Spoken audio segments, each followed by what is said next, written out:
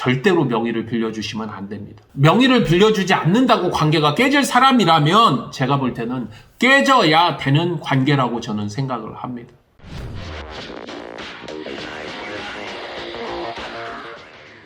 제가 케이스로 삼는 모든 사례들은 실제 고객분들께서 상담을 주시는 건이라는 것을 알고 계실 겁니다. 최근에 상담을 드렸었던 중고차 리스 사례 중에 가장 안타까운 케이스가 아닌가, 좀 조심스럽기는 한데 이런 일이 있지 말아야 된다는 생각이 들어서 오늘 케이스로 삼았습니다. 핵심은 이겁니다. 중고차 가격을 제대로 알지 못했을 때, 중고차 리스 이유를 꼼꼼히 비교하지 못했을 때, 결정적으로 내 명의를 빌려주었었을 때 어떠한 결과를 볼 수 있는지, 결과에 대한 책임을 어떻게 져야 되는지 월스트 사례라고 보면 맞지 않을까 싶습니다. 5세대 포드 익스플로러 2.3 AWD 리미티드 차량입니다. 5세대 익스플로러는 현재 나오는 차량 이전 모델로 19년도까지 나오고 컵백 스타일로 사이즈도 대형에 트렁크 리터 용량도 충분해서 가족들이 사용할 수 있는 SUV로 괜찮은 차량이 아닌가 생각합니다. 한때 수입 SUV 중에서 1등을 하기도 했었죠. 사고는 없었고 중고차에서 구매를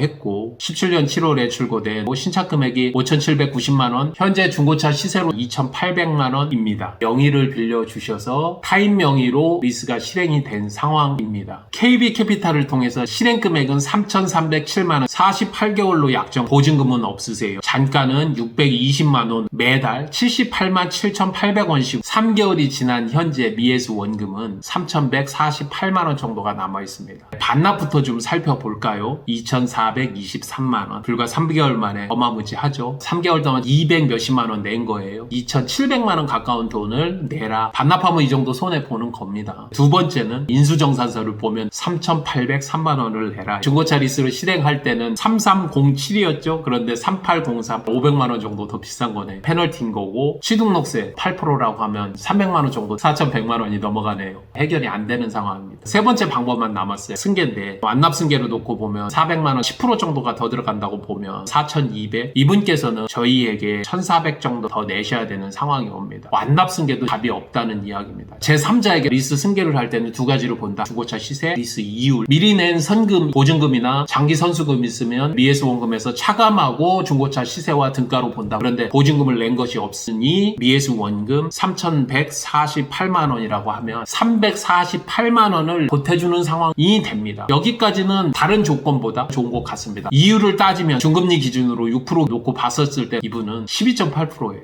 5% 정도를 더 받으신 거예요. 중금리 기준 2배 정도를 더 받으신 겁니다. 4년 기준으로 1,094만원, 1년으로 274만원, 월 나눴을 때 22만 7천원을 이자로 내셔야 되는 거예요. 승계를 했었을 때 앞으로 내야 되는 자녀 45개월 동안 1,021만원, 그거에 50% 510만원 정도. 차에서 348만원, 이자로 510만원 정도, 두 개 합쳐서 860만원을 일시불로 지원을 해줘야 된다는 이야기입니다. 리스 한번 잘못했다가 집안 살림 거덜나게 생겼는데요.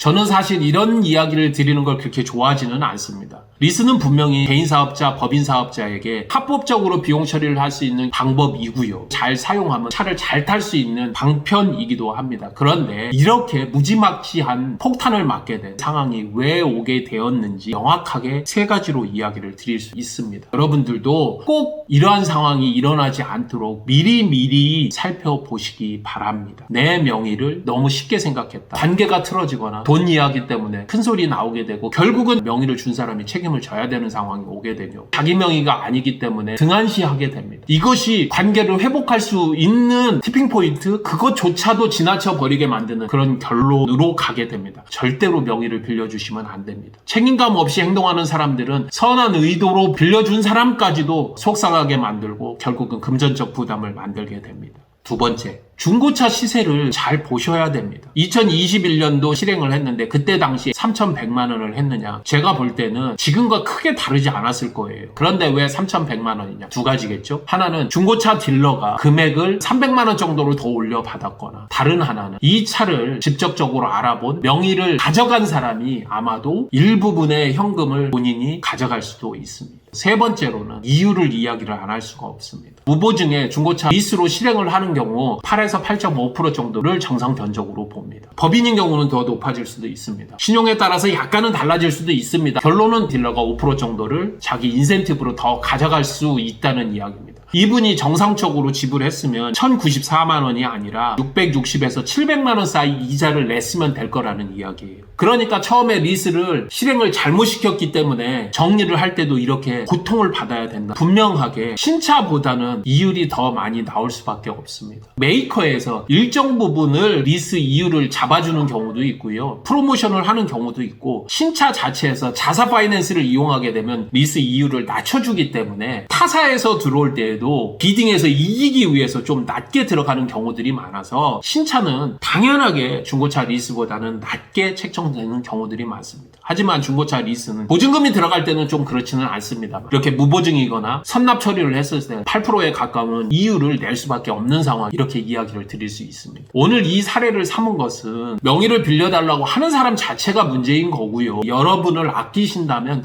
절대로 명의를 빌려달라고 하면 안 되고요. 명의도 차값도 그리고 리스 이율도 어느 한 가지도 놓치시면 안 됩니다. 중고차 리스 그것이 나쁜 것은 아닙니다. 괜찮은 요리사가 칼을 썼을 때에는 아주 맛난 요리가 나오고 맛집이 되지만, 그것을 나쁜 용도로 썼을 때에는 바로 흉악한 범죄가 될 수 있다. 리스 잘 쓰시면 비용 처리를 잘 할 수 있는 멋진 방법이 되지만, 이렇게 쓰면 다른 사람을 힘들게 할 수 있다는 것을 꼭 상기해 주시기 바랍니다.